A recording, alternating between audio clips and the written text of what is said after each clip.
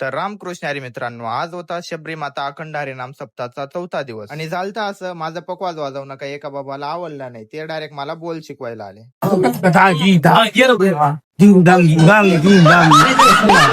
नेमकं काय झालं होतं तर व्हिडिओ शेवटपर्यंत पहा. आणि तुम्हाला तर माहितीये मित्रांनो, कीर्तनाला जाण्या अगोदर आपल्याला सर्व प्रकारचे कामे करून मग जावं लागतं. मग काय भाऊ चाललो ना दन दन खन खन करत डायरेक्ट वावर मा आणि इकडे पाचते काय भाऊ आपली BMW डायरेक्ट एकटीच उभी होती. मग काय भाऊ वावर मा भेटताच पहिले मन पप्पा म्हणे तू आता नो किंवा म्हणे पहिले ती मोटर चालू करे म्हणे. मग काय भाऊ गहू येर जवळ आणि तिने भाऊ मोटर चालू करी आणि इकडे गाव माहिसन पाचते काय भाऊ चालला ना बोटा टन्न मारीन दुराट आहे ते आपला BMW पेक्षा भारी गाडी शेबू.